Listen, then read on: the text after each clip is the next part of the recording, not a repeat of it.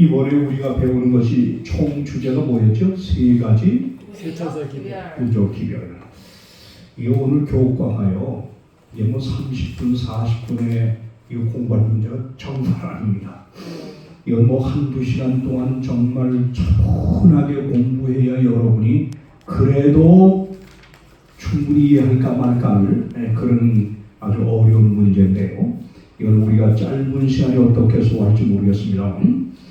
여러분, 미국의 연전에 루터교회라고 하는 큰 교회에 담임하는 레이 홈즈라고 하는 목사님이 계셨는데, 이 레이 홈즈 목사님이 그 목회하는 그 교회 바로 옆에 아주 신실한 재림교회 여성녀가 살았어요. 집사님이. 이 목사님의 사모님과 우리 교회 집사님과 가까이 이렇게 이제 왔다 갔다 하다가 친분이 깊어지면서 우리 재림교회 집사님이 이 루터교회 목사님을 가정으로 초청해가지고 처음에는 아주 친분한 친구, 이 친분을 두텁게 하다가 이제 가까워지니까 성경을 가르치기 시작했어요. 재림교회 여집사님이 루터교회 목사 사모님을 가르치는데 뭘 가르쳤냐? 세천사 기별을 가르치는 겁니다.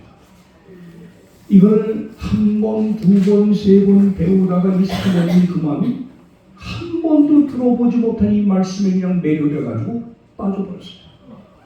드디어 깨닫기를 우리 재림교회가 가르치는 핵심적인 진리를 하나를 깨닫자 이분이 더 이상 이제 난 미루지 않고 하나님의 뜻대로 안식일을 준수하겠다 이렇게 결심했어요. 처음에 남편 루터교회 목사님 몰래 안식일을 지키다 이제 더 이상 속일 수 없으니까 사실을 그대로 얘기한 거예요. 나는 요한계시록 14장에 있는 세천사기별의 핵심인 안식 기도를 깨닫는 이상 난 포기할 수 없다. 난 지켜야 되겠다. 내 목숨 걸어갔다. 그랬더니 목사님이 잘해서 그랬을까? 아니, 이 정신 나간 여자야. 난리가 났습니다. 그래도 이 사모님은 하나님의 뜻 가운데서 깨달은 진리를 버릴 수가 없어서 늘 루터교회 사모로 있으면서도 안식을 지켰어요. 근데 이게 교인들에게 이제 드디어 알려집니다. 교회에서 경고를 합니다. 만약에 계속 안식을 당신이 지키게 되면 이 교회를 나가시라고 해고시킵니다. 끝내는 해고당합니다. 그리고 레이 홈즈 목사님이 화가 났을까요? 안 났을까요?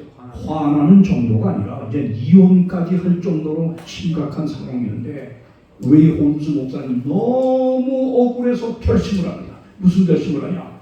이 재림교회를 온 세상에 가장 잘못된 이단이라는 것을 내가 밝히고 말겠다.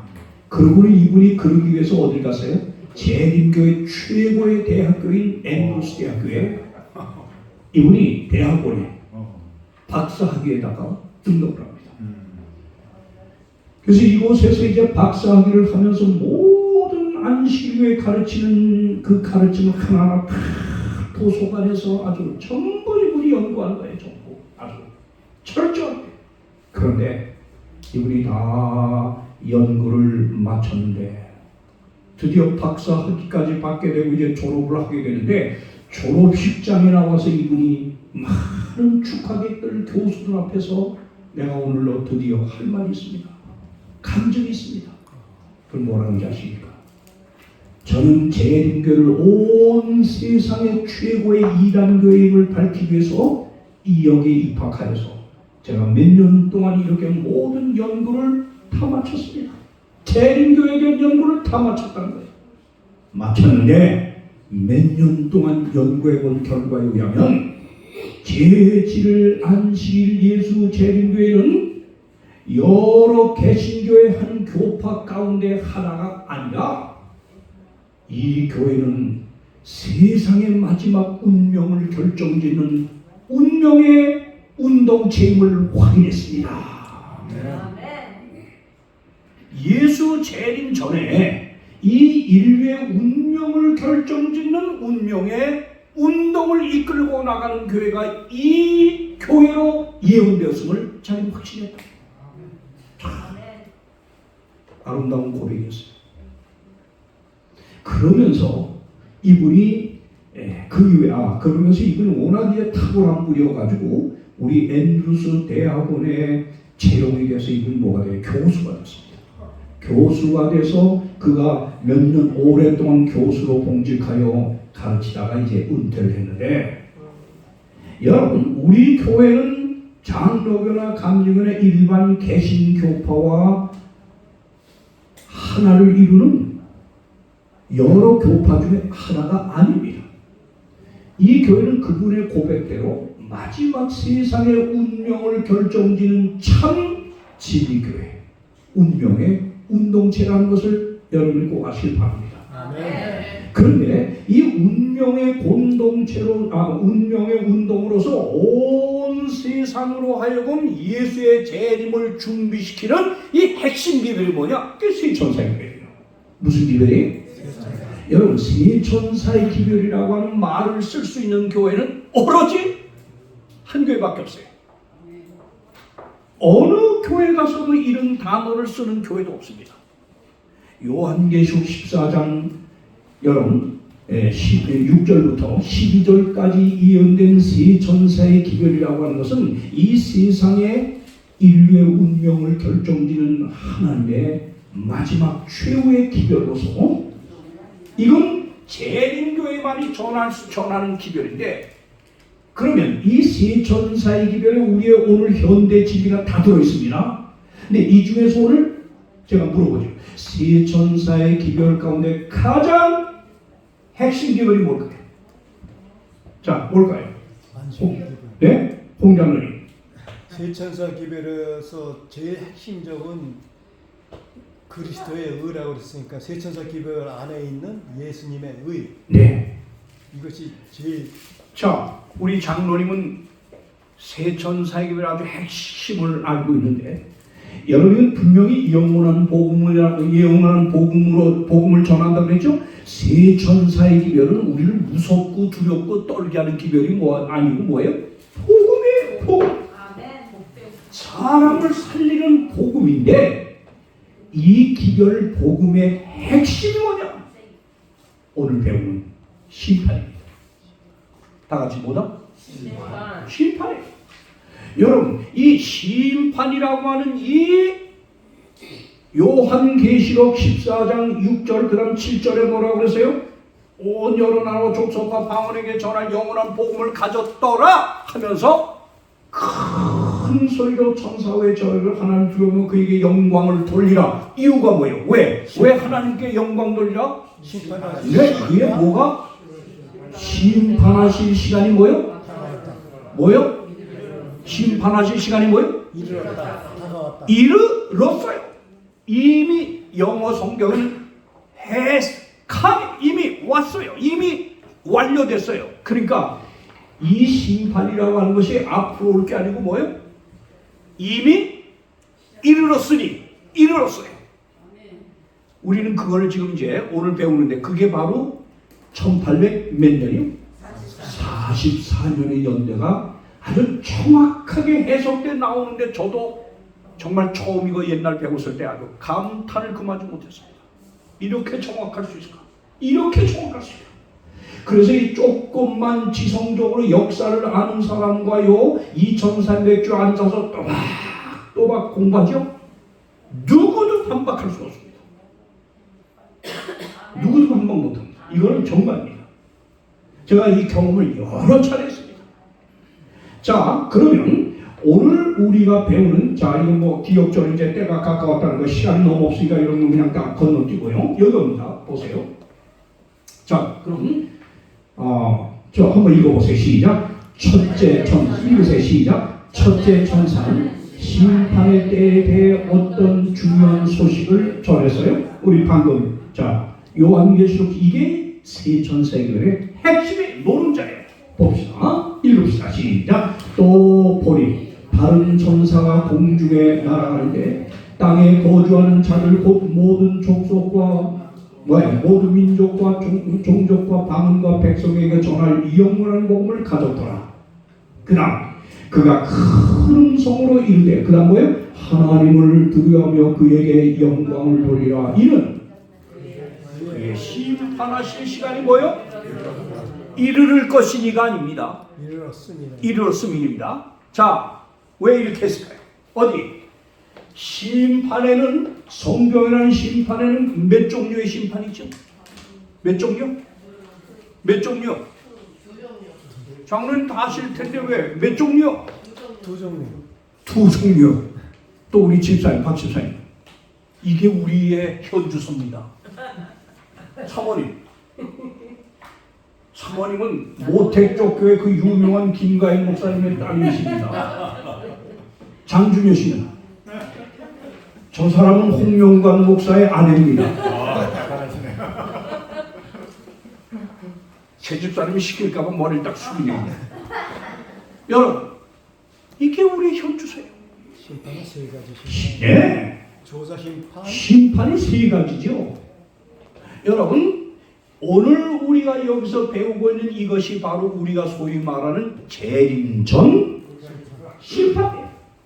조사 심판이란 말은 성경에 없잖아요. 우리가 만들어낸 말이죠. 왜? 재림전이 이루어지니까 조사 심판이라고 했는데, 재림전 심판이 있고 그 다음에 재림전 심판이 끝나면 누가 오셔요? 예수님 재림하셔서 의인들이 부활하고 살아있는 의인들이 변화돼서 어디로 가요? 어디로 가요? 하늘로 이끌림을 받아서 몇 년 동안? 1000년 동안 가서 뭐하나? 바둑 뛰고 노나? 뭐예요? 그 구원 받지 못한 성도들. 그렇죠. 그때 구원받지 못하고 잠들어 있는 모든 악인들이 왜 구원받지 못하고 이들이 영원히 멸망을 받을 수밖에 없는지를 누가 가서 심사해요? 누가요? 우리가요. 왜요? 이 심판의 목적이 뭐예요? 하나님의 심판의 공의로움을 드러내기 위해서인 거예요. 이 심판의 가장 주된 목적이 선과 악, 사단과 예수님 사이에 이 공격을 받은 하나님의 공의를 드러내기 위한 겁니다. 하나님의 공의가 옹호함을 받게 하기 위해서는 심판이 꼭 있어야 합니다. 그래서 구원받은 피조물 의인들이 자, 예를 듭시다. 홍명관이가 이렇게 열심히 사는 것처럼 살았는데 아내 몰래 엉뚱한 짓을 하다가 죽어서 구원받지 못했어. 그러면 하늘나라 가서 이제 우리 장준현은 구원받아 천년왕국에 들어갔어. 그럼 천년왕국에 들어가서 우리 집사람은 신이 아니에요. 피조물이에요. 무슨 의문이 있을까? 집에서도 늘 성실하게 5시면 세상 없이 일어나서 그렇게 주님과 가까이 산다고 했더니 내 남편이 왜 못 왔냐 이거예요. 이게 누가예요? 우리 사람이, 우리 가족들이 구원받은 홍 장로가 와서 야, 홍 목사 겉다르고 속다른 사람이었구나. 그럼 뭐해요? 기록을 조사하는 겁니다. 그걸 하고 나면 모든 의문이 풀리면서 하나님의 심판은 의롭도다. 계시록 16장에 의롭도다. 이 찬양이 나오는 겁니다. 그래서 1000년 동안 이루어지는 그 심판이 바로 두 번째 심판이에요. 맞죠? 세 번째는 뭐예요? 집행심판이죠. 세 번째 이제 모든 죄인 악인들이 죽어야 될 마땅한 이유가 확인됐고 하나님의 공의가 옹호함을 받게 되면 이제 모든 악인들이 뭐예요? 그때 둘째 부활로 천년기 마지막에 일어납니다. 악인들에게 이제 그때 집행심판이 내려지는 거예요. 언제 내려지는지 아십니까? 악인들이 다 부활해서 이제 사탄이 뭐예요? 1000년 동안 결박되어 있던 사탄이 풀려나가지고 또 한 번 누구를요? 부활한 악인들을 미혹해가지고 누구와 또 싸움을 벌여? 누구와? 하늘로부터 내려오는 하늘의 예루살렘과 이 구원받은 성도들 예수님 향한 또 한 번의 예루살렘 성을 향한 공격을 누가 개시해요? 누가? 사탄. 모든 부활로 일어난 악인들이 한 몸이 돼서 그때 이제 끝까지 이 죄된 이 행위를 하는 이 정신을 못 버리는 사단과 악인들에게 그때 바로 유황불이 쏟아지는 게 이게 뭐예요? 그게 집행심판이에요. 그게 모든 죄의 건덕지를 다 소멸시키는 것이 이게 바로 집행심판. 그래서 심판은 몇 번이 이루어진다? 세 번이야. 꼭 잊지 맙시다. 이겁니다. 자, 근데 오늘 우리가 배우고자 하는 것이 이게 바로 자, 이겁니다. 재림 전 심판은 어디? 홍장로님, 재림 전 심판은 또 왜 하는 겁니까? 왜 하는 겁니까? 아까는 우리 구원받지 못하는 악인들 왜 구원받지 못하는지에 대한 하나님의 심판의 공의를 드러내고요. 재림 전 심판은 왜 합니까? 하나님이 다 알 텐데.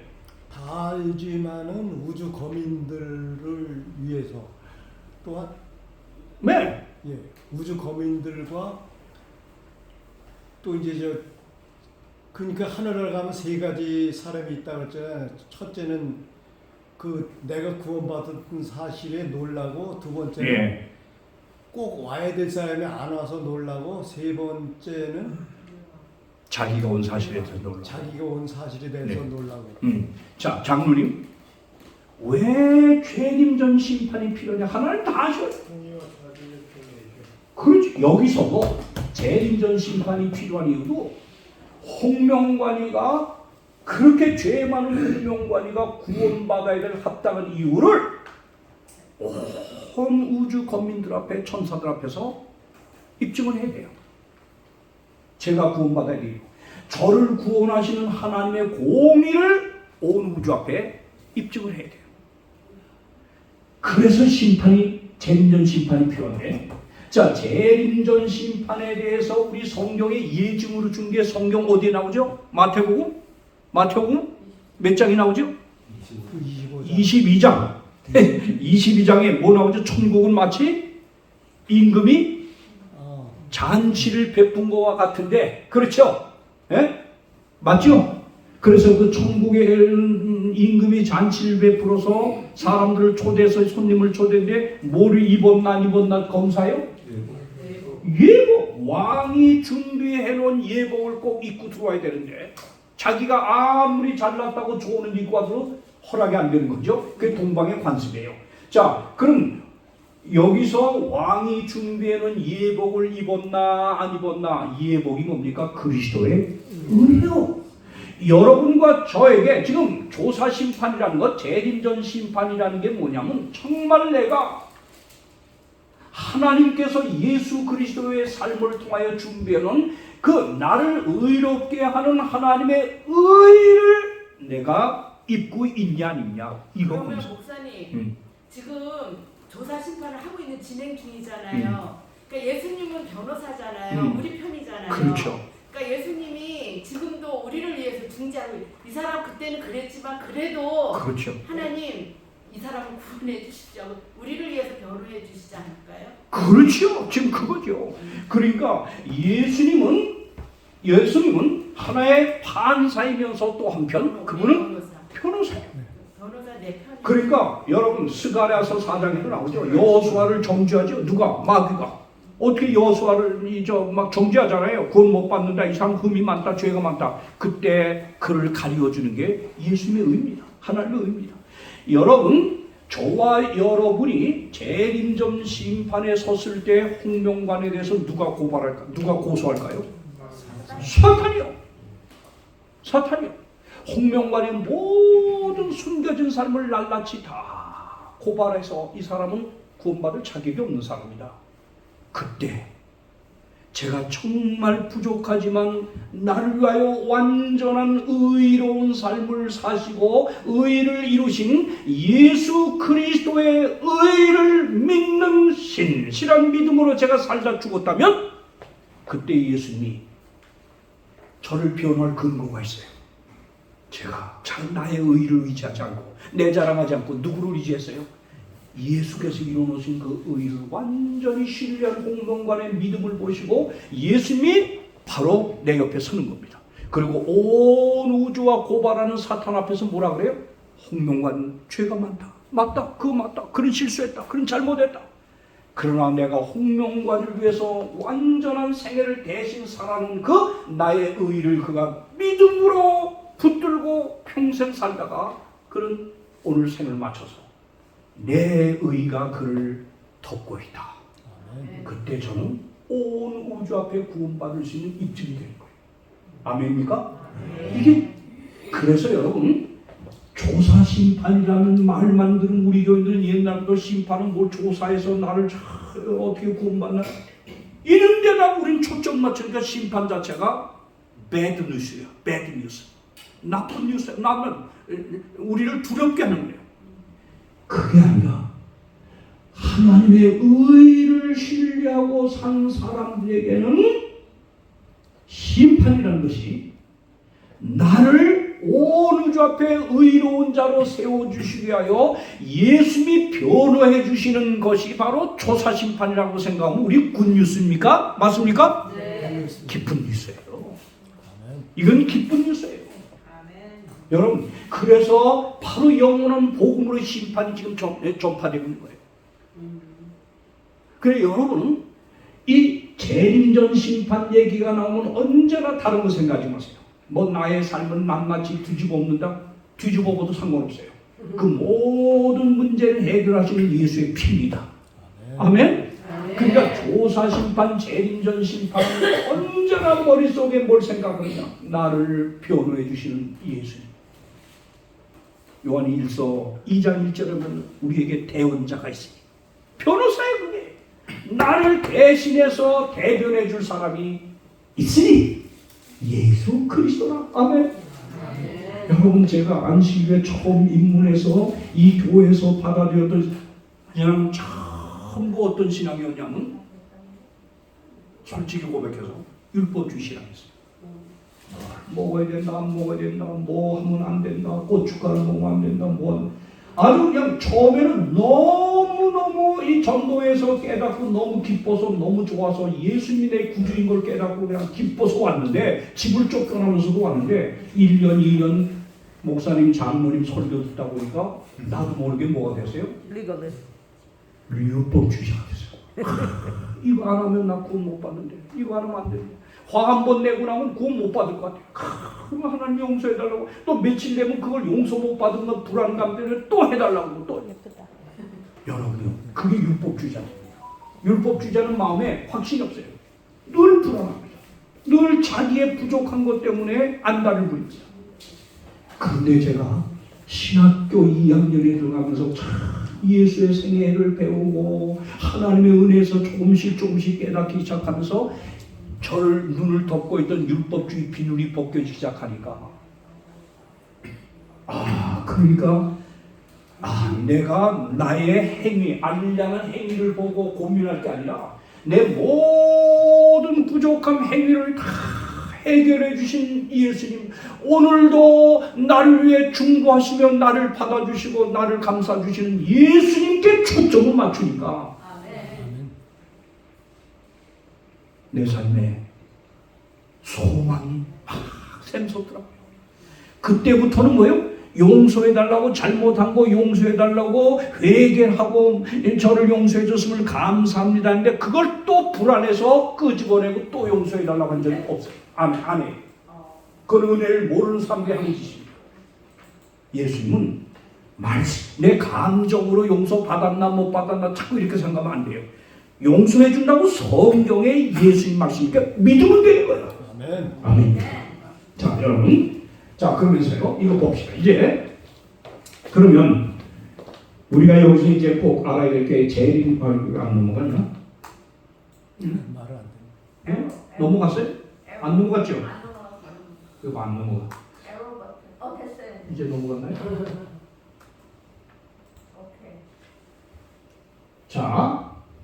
자, 이걸 물어보겠습니다. 장로님, 요한계시록에 분명히 심판이 이르렀음이니 그랬죠? 그랬죠? 정장로님, 분명히 심판이 이뤘다고 그랬죠? 그러면 요한계시록에 이르렀다고 해놓고 그게 언제라는 말을 줬어요, 안 줬어요? 안 줬죠. 요한계시록을 아니, 요한계시록은 없죠. 아니 요한계시록이 있어요? 없어요. 없어요. 심판이 이르렀다고만 해놨지 요한계시록에서 언제 심판이 이르렀다는 말이 있어요? 없어요? 없습니다. 존경하는 제일교회 장로 집사님들이시여 있어요? 없어요? 없습니다. 없어요. 없어요. 그런데 여러분 계시록의 비밀을